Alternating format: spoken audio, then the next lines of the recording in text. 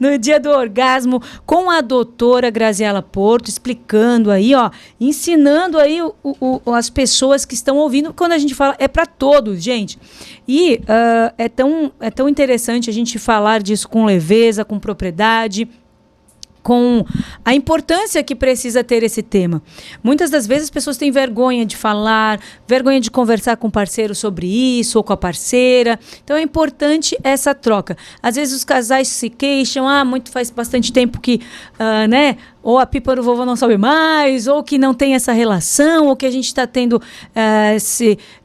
friagem, esse refrigério na relação, né? Então, é importante conversar, é importante alinhar, é importante buscar os profissionais da área a esse respeito. A doutora Graziela Porto, ginecologista, está falando alguma coisa, falando sobre esse assunto muito. E os traumas, é importante também ter essa conversa, tanto no consultório, né, doutora? Porque às vezes, numa simples conversa, numa consulta, você consegue identificar. Às vezes a mulher ou o homem, eles acham que é algo fisiológico, mas você consegue reconhecer às vezes que aquilo ali é apenas psicológico?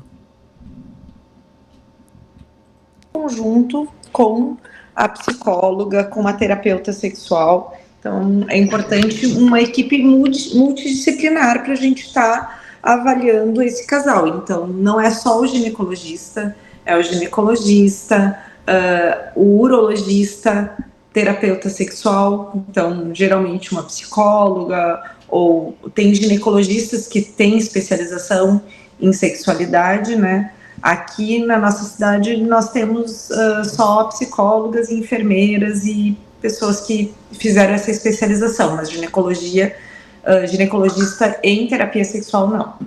Olha, é interessante mencionar isso, porque às vezes, né, às vezes a mulher tem aquele tabu, mas você consegue identificar e encaminhar para o profissional que precisa cuidar. Mas às vezes é fisiológico. Quando ele é fisiológico? É por conta da idade? Quando que esse problema ele é fisiológico? Então, assim, tem mulheres que vão ter, por exemplo, o vaginismo, ou que vão ter alterações anatômicas do canal vaginal. Recentemente eu peguei uma paciente que tem uma síndrome que ela nasceu sem o útero e sem o canal vaginal, né? Então, é importante a gente avaliar isso, né? Então, vai fazer uma cirurgia para abrir esse canal. Então, isso é importante a gente avaliar. No pós-parto, no puerpério, no climatério, uma secura vaginal, uma atrofia, então a gente vai ter que estar usando um creme ou um comprimido de estrogênio ou fazendo uma reposição hormonal para melhorar o trofismo vaginal. Alterações, então, uterinas também, às vezes um mioma, um pólipo podem estar dando dor, endometriose também. Então, é o ciclo. Então, o desejo sexual, a excitação e o orgasmo. E daí, se nesse meio nesse ciclo aí, tu tem dor na hora da relação, tu vai ter menos desejo. Como é que tu vai ter desejo sexual, lubrificação, excitação, se tu chega no momento que tu vai ter dor? Então, tudo isso tem que ser avaliado. Então, através do exame ginecológico, o exame clínico, a coleta do preventivo, ultrassom transvaginal, às vezes uma ressonância de pelve. Então, por exemplo, uma endometriose profunda vai ter alterações dos ligamentos uterosacros, um espessamento, lesões por endometrioma ali, que podem estar dando esse quadro de dor. Então, a avaliação disso. E se está associado, então, a parte psicológica, algum abuso, alguma coisa na infância, fazer a terapia. Procurar psicóloga, daí às vezes vai fazer uma terapia cognitivo-comportamental, vai fazer vai ver até uma psicanálise, então vai ter que avaliar qual o quadro que vai ser a melhor resposta ali.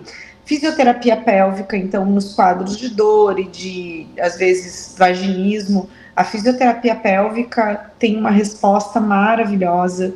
Então, uma fisioterapeuta especializada nessa área vai fazer todo um estímulo com exercícios, com dessensibilização dessa região para melhorar a resposta e essa alteração que ela tem. Aí, na sua experiência, quais que são os principais dificuldades que chega a esse respeito? Tem a idade.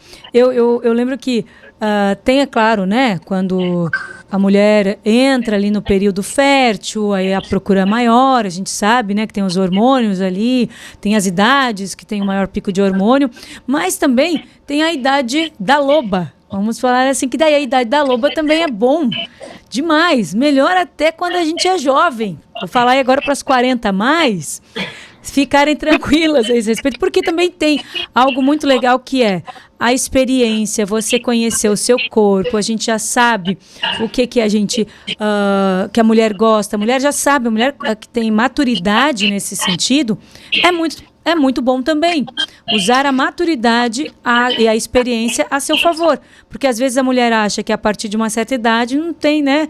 Não vai ter mais aquele... tem receio de que não vai, né, ou chegar ao orgasmo, ou não. Mas eu acho pelo contrário. E você, o que tem a dizer sobre isso? Eu acho que a mulher, dependendo da idade, ali, ela já vai amadurecendo e ela vai tendo uma autoestima melhor, ela vai conseguindo se aceitar mais. Então, às vezes, na juventude, a gente é muito crítica com a gente mesmo. Então eu vejo isso, assim, às vezes esse amadurecimento da mulher também, esse autoconhecimento. Então às vezes ela consegue ter um pouco mais de maturidade e prazer e saber o que gosta, tudo isso interfere e facilita. Vejo também a questão hormonal, do climatério, da atrofia vaginal, desse desconforto, que pode piorar, mas tudo tem tratamento, então é importante procurar o médico, procurar o ginecologista para tentar melhorar. Tem muita coisa que a gente pode fazer. Você falou numa oportunidade sobre a medicação, os hormônios que pode ajudar, a importância, né, de fazer os exames corretos, de buscar ter também essa investigação do corpo da mulher. Quando que é saudável, de quanto em quanto tempo que é legal fazer esses exames, quais são esses tipos de exames que a gente pode reconhecer isto?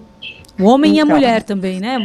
A saúde do homem e da mulher. Uma vez por ano a mulher tem que procurar o ginecologista, fazer sua rotina. Então, a partir do início da vida sexual ali, preventivo, a partir dos 40 anos, a mamografia, ultrassom, e daí os exames hormonais a gente vai sempre solicitar se necessários, conforme a queixa, conforme o uso de medicações. Então, não adianta eu estar testando os hormônios numa paciente que está usando anticoncepcional. Então, a gente tem que fazer essa avaliação. Então, às vezes, vem paciente com a lista de medicamentos que ela foi, por exemplo, na nutricionista, e sem nenhuma crítica aí, né? Às vezes trazem uma lista de exames para a gente trocar para fazer pelo convênio. Não, então faz aqueles exames que a nutricionista pediu com o pedido da nutricionista. O médico vai pedir os exames que ele achar necessário para aquela consulta. Então, a gente não pode estar fazendo... vou aproveitar e vou fazer isso. Então, fazer o que o médico está solicitando conforme a queixa, conforme... né? Então, às vezes, foi há 3 meses atrás no clínico, fez tudo, colesterol, vitamina, estava tudo bom. Volta no médico, quer pedir tudo de novo. Não tem necessidade. Então, a gente vai avaliar a necessidade de fazer aqueles exames e sempre quais tipos de exames conforme a queixa e a consulta, né? O exame clínico. O que é importante, doutora, nunca a gente normalizar em relação ao corpo feminino, ao nosso organismo. O que a gente não pode normalizar?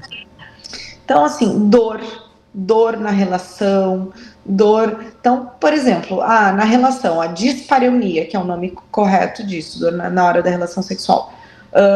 Um desconforto em posições que o pênis penetra um pouco mais, pode acontecer porque vai empurrar o colo do útero, vai mobilizar os ligamentos, o útero, tudo. Agora, tá tendo dor, não é normal, tem que investigar. Corrimento, existe o corrimento fisiológico, uma secreção vaginal esbranquiçadinha, ou tipo uma clarinha de ovo, sem dor, sem desconforto.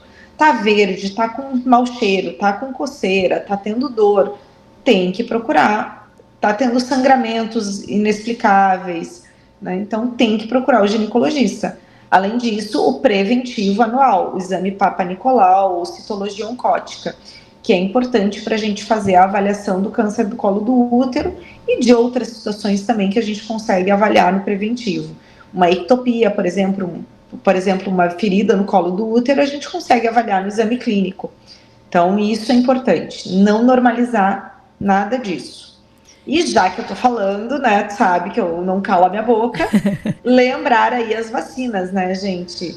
A vacina do HPV, que a gente acha que é só para adolescente, porque em 2014 ela veio para os adolescentes. Então, inicialmente de 11 a 13 anos, hoje de 9 a 19 anos, mas essa vacina tem particular até os 45 anos. Ela previne o câncer do colo do útero. Na realidade, ela previne 6 tipos de câncer. Gente, olha só. Então, é importante. A vacina do HPV, Gardasil 9, tem na rede privada, são 3 doses e ela previne câncer de orofaringe, vulva, vagina, reto, pênis e colo do útero. E qual que é para homens e mulheres? Homens e mulheres até os 40, dos 9 aos 45, são 3 doses, 2 doses até os 19 anos e a partir dos 20, 3 doses. E uma média, assim, de valores para a gente passar para o pessoal?